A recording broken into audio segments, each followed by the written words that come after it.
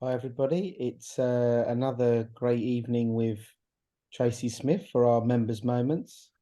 Um, I've moved location, which is quite nice, a bit of a brighter space.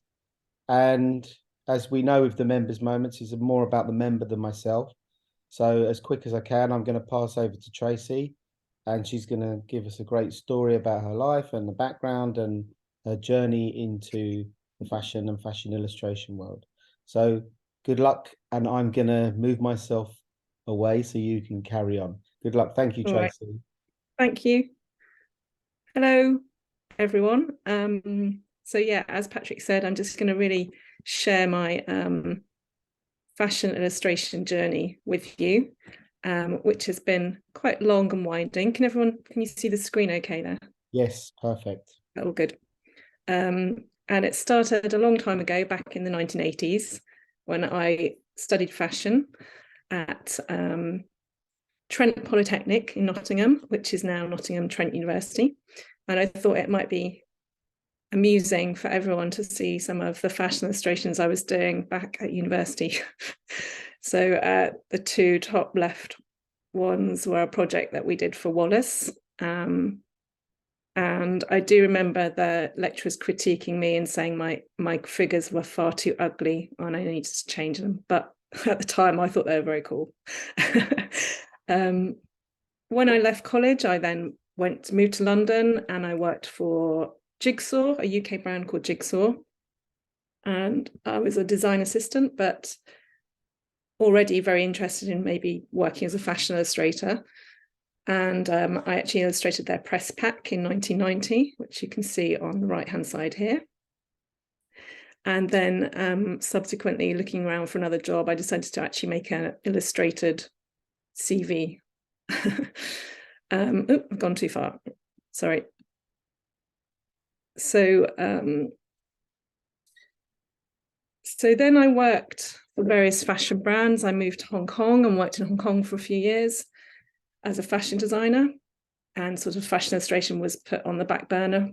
And it wasn't really till I guess the 2000s I started thinking about fashion illustration again, and I started going to some fashion classes and life drawing classes. Here's some of the life drawings here.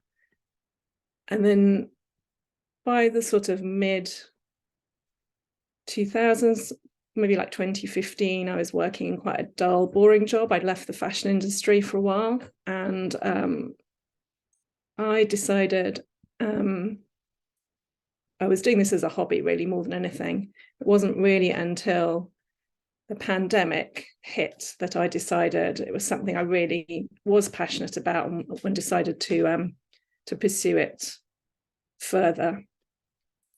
So I really wanted to show the progress I've made since I made that decision. So these illustrations were things I was doing at that point in time. So it was a lot of line, a lot less color than I use now. But it was my way of getting into fashion illustration. And I spent quite a lot of time just working on my practice during the pandemic. I was actually living in New Zealand temporarily, had a lot of time on my hands. So I was working away at my drawing and my illustration.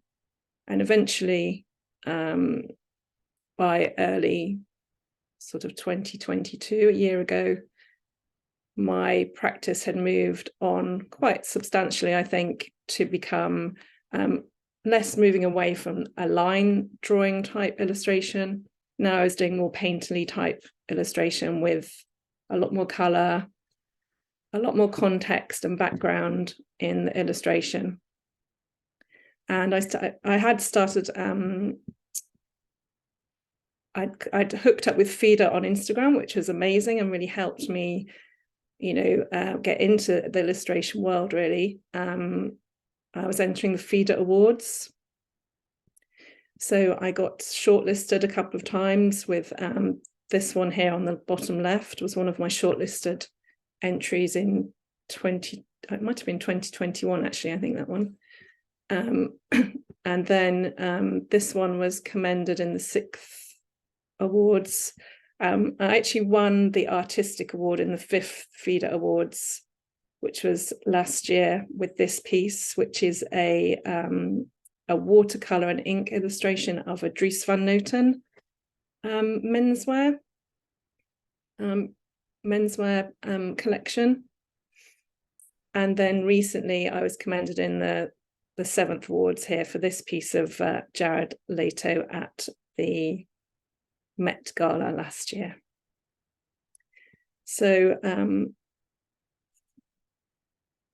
so other opportunities and I've had with Fida is to go to the Fashion Scout fashion shows as part of London Fashion Week. And this has been a brilliant opportunity to draw live from catwalk shows and backstage. And I've done this twice now. So I did it last September and then again in February. The first time was quite nerve-wracking because it wasn't really something I'd ever done before.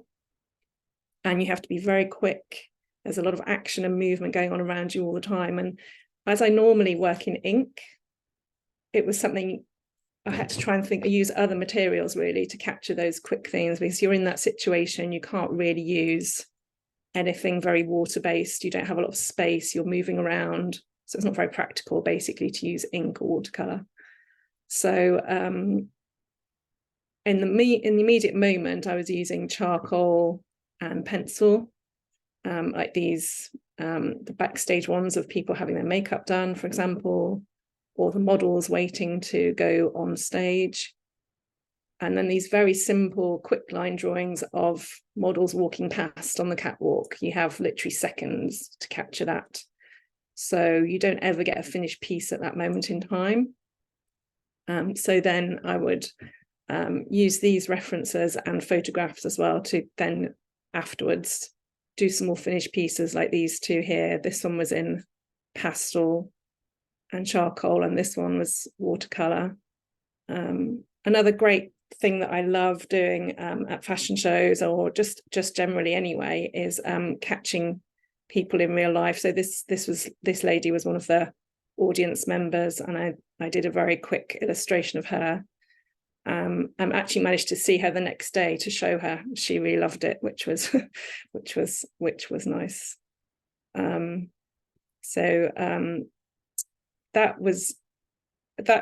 That experience helped me develop my catwalk illustration. And then subsequently, a couple of weeks after that, I joined one of the Fida Connie's crits. And if you don't know about them, that's something that Connie Lim and Patrick host around the time of the catwalk shows. And they give a brief as to which shows you should illustrate, and then you can submit them to be critiqued on the night by Connie and a panel of experts from industry or illustration. So for this particular brief, I illustrated this guy here on the top left. He was from the Paul Smith Autumn Winter 23 show. And I was trying out a new technique of using charcoal to really, as I'd learned at the fashion shows previously, to capture the figure really, really quickly. And so, as you can see, it's not a particularly perfect figure if you look at his leg, but something in the movement worked quite well. And then I also managed to get the inky background in of the audience members. And so this was well received on the night of the crit. And I was advised to then go away and make a series of works based on that, which I did. And you can see here sort of 9 images from different various London and Paris fashion shows using this technique. So I think this was a bit of a light bulb moment for me. I suddenly thought, I can use this quick technique of drawing a moving figure across the page who's on a catwalk, and then use my sort of ink skills to put them in context with the audience and the background to create the mood and of the show. So that was very successful for me.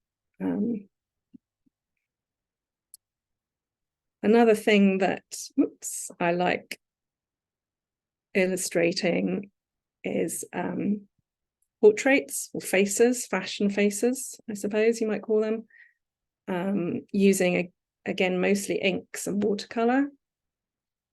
This one on the bottom right is actually charcoal on ink. And then this one here, the greeny face here, is this was a technique, a new sort of technique I developed over time, which is pretty much to do layers of ink. So I'm always experimenting with ink. It's a very versatile medium. I really enjoy it. It's very flexible, but also obviously you can't always completely control it. And that's one of the elements I like about it, is the way that it does go off and do its own thing. For example, here where this earring is, it actually adds to the image, I think, the fact that it's not completely controlled. And this was actually the original image was just a drawing of this face that I'd taken from a magazine or somewhere, and it was wrong. I didn't like it, so I actually went back to it and I painted over it with these layers of color, and then in the end added the more detailed bits like the eyes, etc. And again, I think this worked out quite successfully, and this is a technique I'm still working on and hoping to sort of perfect, really. Although some of these are obviously a bit more traditionally done, and they still work. I like the idea of sort of slightly abstracting the face with these inky qualities. And I'm sort of experimenting with these sort of inky faces at the moment, just to see where it will take me and what will happen. And I think, I'm sure that's what most of you are doing, is just always working to, move your practice on and figure out new ways to do things. So that's kind of what I'm working on at the moment, is trying to get these interesting inky faces going. I was looking at a guy called Darren Davey. I'm sure you know his work, but he's a fantastic, he just does faces and they're beautifully done. And he does this layering technique as well, which is really interesting if you look at some of his technique videos. Another area I'm interested in is accessories. So I've started this Fendi baguette project, just self-initiated. I'm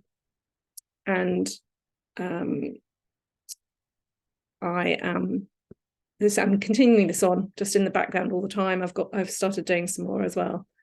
But I sort of want them to be lifelike and realistic on one hand, but I'm also trying to abstract them slightly with water and blurring the edges, and again using a lot of ink and watercolor and a lot of water. So adding, again, probably layering a bit more again, and then adding detail on the top.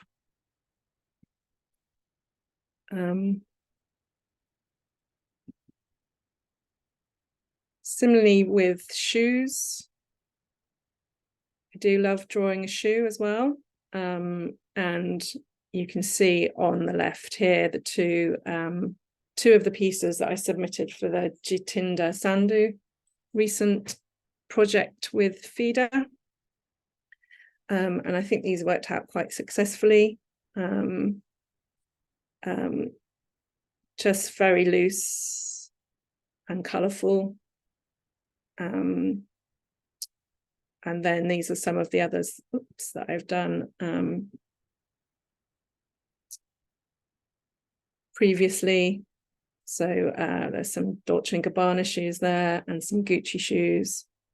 But I think the recent ones, these ones for the Jitendra Sandhu project, were probably the most successful. I think they've got a nice sort of mix of detail and sort of loose elements to them.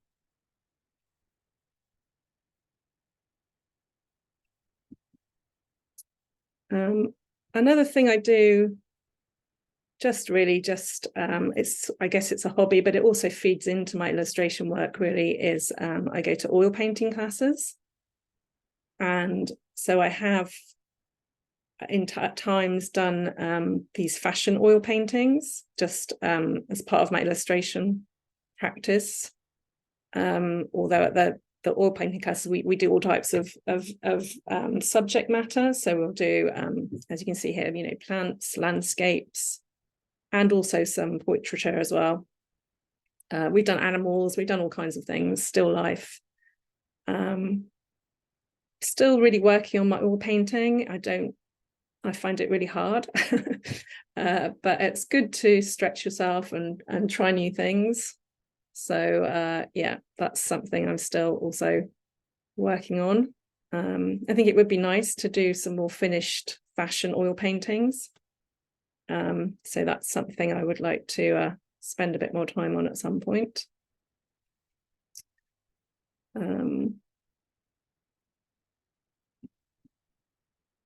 And then I'm currently working on these inky flower paintings.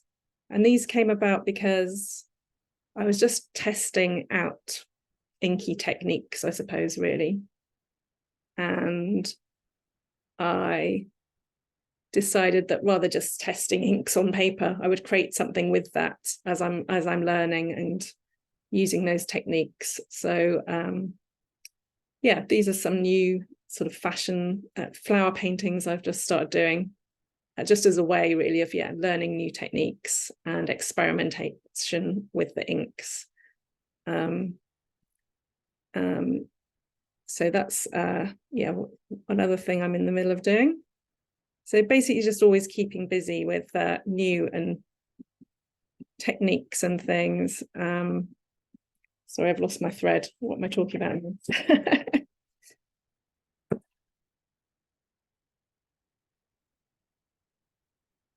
Yeah, I think that's kind of pretty much it. I know it's supposed to be half an hour, but I've rushed through it a little bit, really. So, is there anything I should really expand on, you think, Patrick? Well, I guess a few things that I could think about. I've been speaking. So one of the artists who submits actually works for Jigsaw now. Oh, Juicia. yeah, I saw her the other day on a talk. Yeah. Yeah, so she's a textile print designer, and she Yeah. works for Jigsaw, and I know she's been doing lots of illustrations, and we've been speaking to them as well. Yeah. So it'd be interesting if we ever. I'm trying to do something with Jigsaw. Oh yeah. Because Yeah. I like the feeling and the mood of their brand, and I think they've got great potential, and they also commissioned illustration as well, so they're quite an interesting brand. It's always good to look at brands that are looking at illustration as a way to convey their concept. So I think that's how I see it. Yeah, I think, did they use Cecilia Karlstead or someone Yes, for a that was really nice. I didn't want to say her name because I feel like I say it too much. I know. Well, yeah. But she seems to be running the show at the moment in the forefront of a lot of work. Yeah. Which is nice. And she's really, like I've said many times, she's gone for a huge journey. And I think with like what your work has, like seeing the early works and then where you get to, and then how it kind of goes wrong and then comes back again. And it's a real washer machine experience. Looking at your work, and it's how I feel about what I do as well. And I feel that sometimes I'm going more backwards than forwards. I feel like I take 2 steps forward, 1 step back. What it's always mine's 1 step forward, 50 steps back. Yeah, well, yeah. But sometimes you have to change medium, like if you moves to clay or paper collage.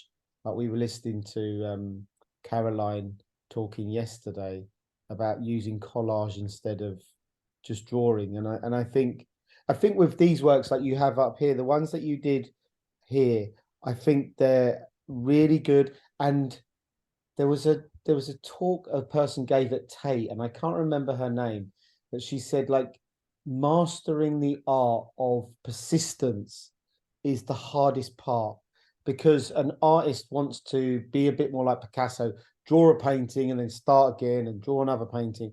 And illustrators are very, I think, have a low threshold, and they haven't got the endurance. I Yeah. think we Yeah. need to build up endurance. And I feel doing series, that's what I said to you about series. So there's a real breadth and a body of work. And there'll be some I love these, and I think I really want to see more, like a lot more, like a whole array of drawings of lots of shows, and vary the speed, vary the time, but it has a very similar tone of voice. And I feel that like that sort of like the person's coming out from the dark. And I think it adds that really sort of noir feeling of film, cinema, atmosphere. And I feel that it's kind of you finding your voice a little bit here. That's what I saw real movement. And I think when you won the awards, I really think that piece was, for me, a real moment of magic. That you hit, the colors were right, the composition was good, the way that you can fade the face and the proportions.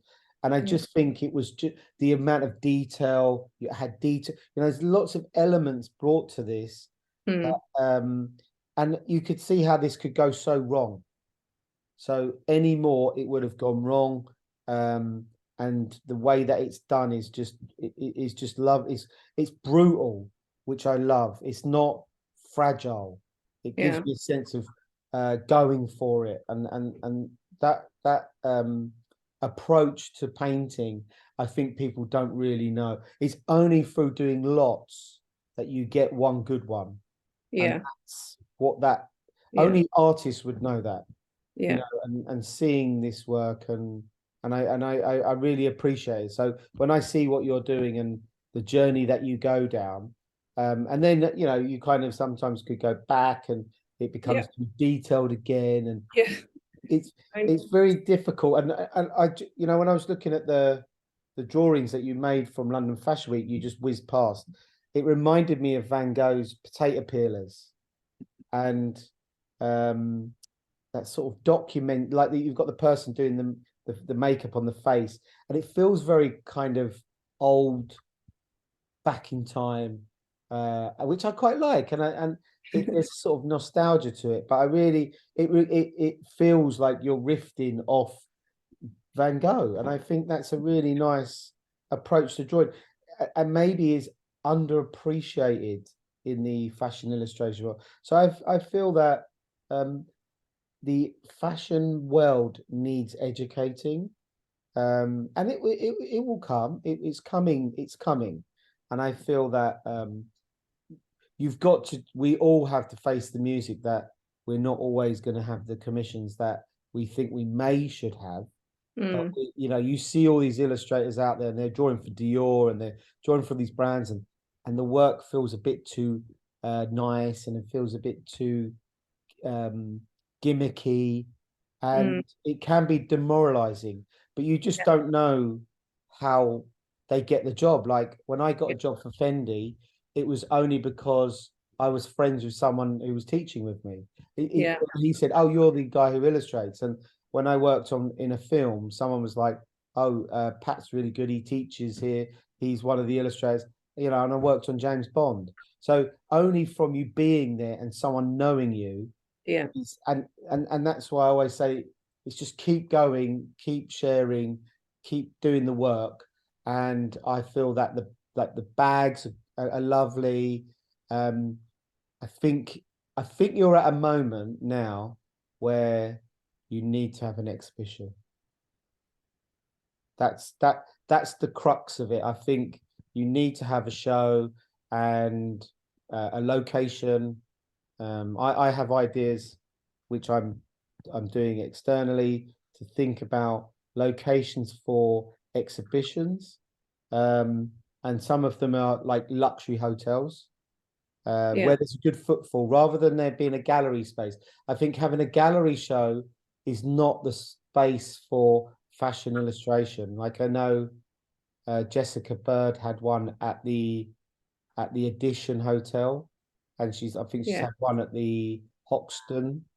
And that's where there's a lot of footfall, and you've got media people who love fashion illustration. True. True. It's getting the location right, because I think a white walled gallery space, we're expecting more conceptual art. So location is key. And I think that's the key ingredient. And I think you are the show of the fashion drawings and scale. Do some bigger, even maybe try printing them and painting on top, or that had crossed my mind recently for some reason. I think I saw something that triggered that in my mind, but I think that's a great idea. It's very expensive though. It's an expensive process. That's the only thing, is you get this beautiful print back and you don't want to draw on it because you're going to ruin it, and it's cost you £40. So I know printing is a very tough process, and you kind of go, well, I'll just repaint it, or putting it up on the window and redrawing it and drawing the same. Jenny Saville does that. She repeats the same picture 5 or 6 times so she can play with it and alter it, and so I think there's definite potential there. So I think with your stuff, Tracey, as we know, a lot of energy goes in, a lot of hard work. The new work I think is great. I love these fashion images, and if I was in your shoes, I'd be sending these to another magazine. I'd be sending them to Dazed. I'd be sending anyone who's doing backstage documenting fashion shows, and show studios an option as well. I think I don't know if you've contacted them, but they're very particular about sometimes who they pick. But it's I did contact Show Studio actually. I didn't hear back from them, but I thought these might be good for them, but they generally are a bit more sort of abstract than mine, I think, aren't they? And a bit more. You never know. You never know the riddle behind who gets selected, and I'm always like, how did that person get selected? And I remember there was one person who just became a member, and then when I saw her work, I said, "Oh, you should try a show studio." She said, "Yep, I will." Next day, she goes, "Oh, I'm doing all the shows for them," and I was like, "Wow." That was like radical. It all happened within 2 days. So it's just luck and a moment. So I think with your work, and I'd love to see these in a book. I think there's loads of potential here, and it's really a case of us, of yourself, and curating and editing. That's the next part, because you've generated a lot of work in the last year or more, and I feel that it needs a conclusion. You need a conclusion, and I feel that's kind of where we are now with the work. I think that's my thoughts on just seeing your journey and your pathway and where we're going to go next. And I think I might have a few other ideas. You always trigger ideas for me of what I would do and what maybe you should do as well. Okay, great. And the flowers again, I love the floral. The flowers are lovely. I could see them as scarves. I could see them as prints on shirts for Paul Smith, Marnie, all these sorts. You have to trigger the imagination of the brands. That's how I got a lot of my commercial work, is actually to create the product so they don't need to use their imagination. And then that, you could easily, because it's quite cheap, a printing on poplin or something like that. And make a pattern and make a skirt or a shirt. These have got low, and as a scarf. A scarf's an obvious one, but I'd love to see it as a print on a shirt or on a dress, pleated. it'd be so nice. So that, I think Yeah. that's the bit that illustrators don't do, is they Yeah. seem to not take it out of the I, context of yeah. illustration. Yeah. I do find that hard sometimes. Yeah. Yeah, I Yeah. think I It's think great. it needs it, It and helps. only through these discussions is it kind of Yeah. gives you the, oh, maybe I should try and do that, or maybe I'll do that and then Yeah. go away and come back and sort of Yeah. go for it. Yeah. You know, these are sort of commercial works. You know, the Fendi bags are commercial, but I think the prints, Yeah. even the faces Exactly. would look really nice. Them abstract painted faces could look really good as prints. They remind me of something that Prada would do. Dries Van Noten, you know, he worked with Jill Button, you know, Yes. with these sort of very wishy-washy, and her sort of pathway was very, she went to Kingston the same as me, but she was, I think, a few years above me. And then she wasn't getting much work. And then she kind of went like you, she went rogue and sort of created her own stuff. And then the next minute, she just exploded. And now she's gone into fine art, she's painting, and Yeah. she's kind of moved away. She was one of our first judges for our first awards. So Yeah.